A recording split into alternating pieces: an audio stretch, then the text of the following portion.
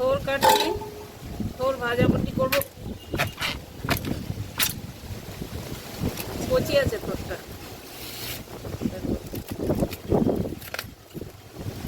নমস্কার বন্ধুরা, কেমন আছেন সবাই? ভালো আছেন তো?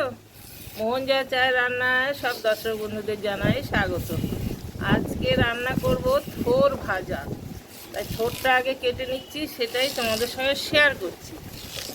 সঙ্গে থাকো বন্ধুরা, থোরটা ভাজবো, দেখাবো পুরো ভিডিওটা। থোর ছেঁচকির জন্য থোরটা এরকম করে কেটে নিলাম। এবার নুন দিয়ে চটকে নেব। আমার সরু সরু করে কাটা হয়ে গেছে। এবার থোরে নুন হলুদ মাখিয়ে রেখে দেবো, যাতে জলটা বেরিয়ে যায়। নুনটা অল্প করেই দিতে হবে, আর একবারই নুন দেওয়া হবে, আর নুন দেবো না। ভাজার সময় আর নুন দেবে না। ভালো করে চটকে রাখতে হবে।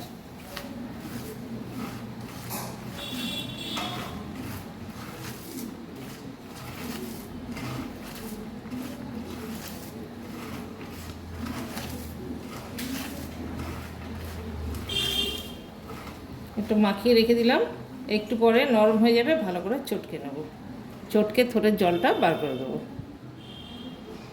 তো চটকে নিলাম, এই যে দেখো জল বেরোচ্ছে, দেখেছ? এতটা পুরো চিপড়ে চিপড়ে নিতে হবে এরকমভাবে। যত চটকাবে আর জল বেরোবে তত শুকনো শুকনো হবে।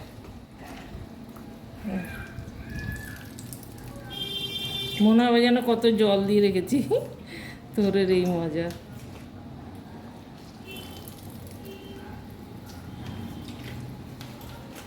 কতটুকুনি হয়ে গেল, আরও ভাজলে আরও একটুখানি হয়ে যাবে।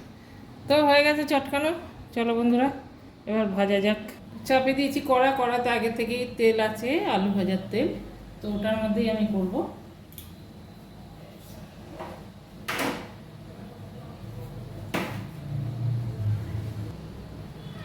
দিয়ে দিলাম দুটো শুকনো লঙ্কা ছিঁড়ে,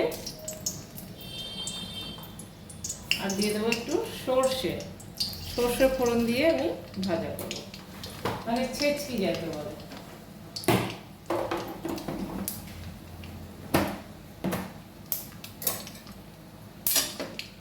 থোর ভাজা একদম সহজ রান্না, যদি একবার কাটা হয়ে যায়। কাটাটাই হচ্ছে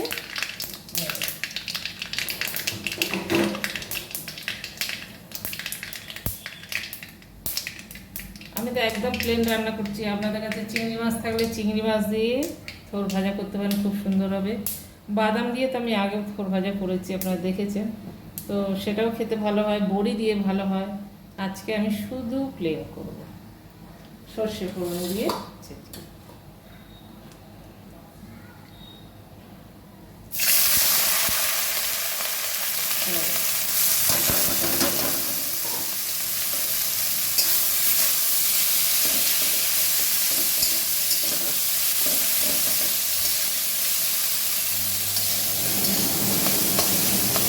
চাপা দিয়ে দেবো, আর একটু নরম হবে।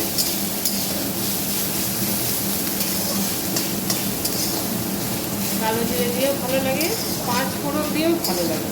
আর সর্ষে ফোড়ন দিয়ে যদি আপনারা না করে থাকেন, তাহলে সর্ষে ফোড়ন দিয়ে ভেজে দেখুন, খুব ভালো। এটা একটা আলাদাই স্বাদ হয়। চাপা দিয়ে দিলাম, সুন্দর ভাজা হয়ে যাবে, নরম হবে, সিদ্ধ হবে।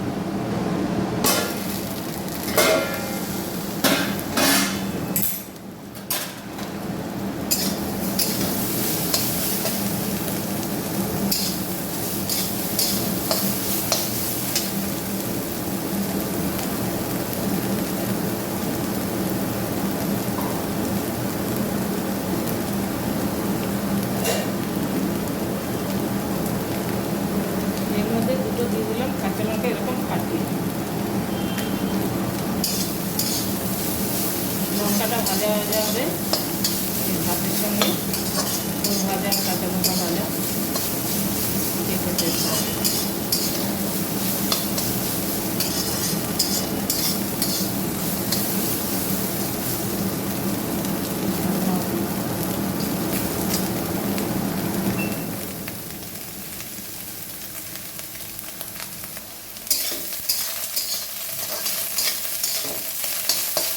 তুই একটু করে নে।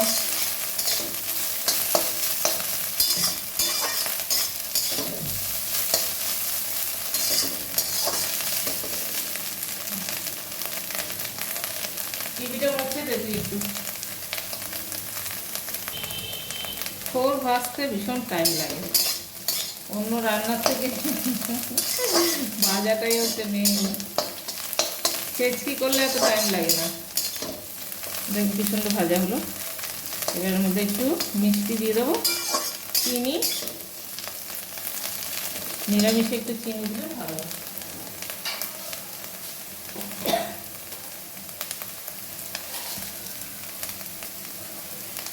1 চামচ।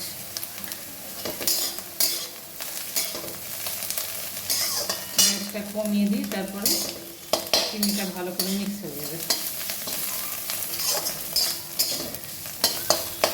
এই ভাজাটা অ্যাকচুয়ালি খাওয়াটা মুখের স্বাদে, সে উপকারের জন্যই খাওয়া হয় যদি, তাহলে ওই যে থোর ছেচকি একদম তেল একটুখানি দিয়ে আর ফোড়ন দিয়ে ছেচকি করলে সেটা হয় উপকারী। কিন্তু এটা খেতে টেস্ট লাগে, বেশ সুন্দর আলু ভাজার মতো লাগে।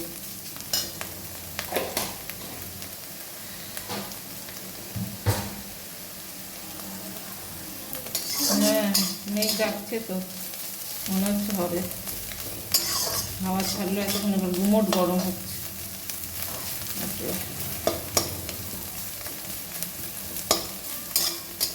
তো বন্ধুরা, হয়ে গেল আমার থোর ভাজা। দেখুন কতটুকুনি হয়ে গেছে, ঠিক আছে?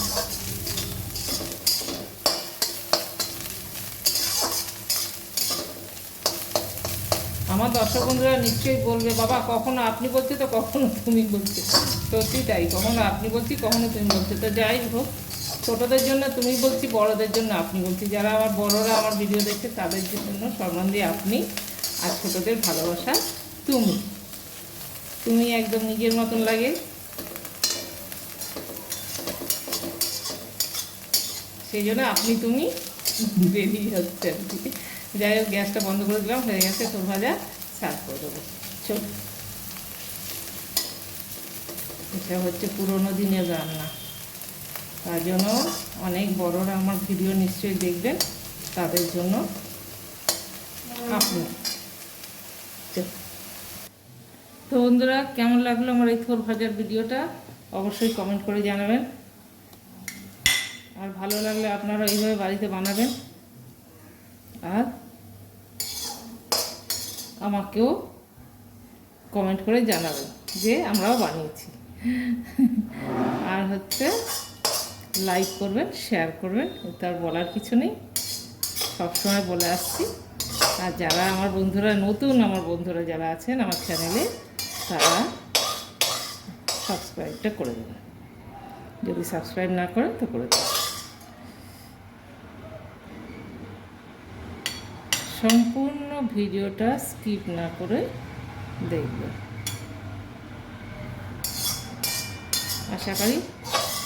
আশা করি থোর ভাজা ভিডিওটা আপনাদের সকলকার ভালো লাগবে। দেখা হবে নেক্সট ভিডিওয়ে। Bye, tata tata.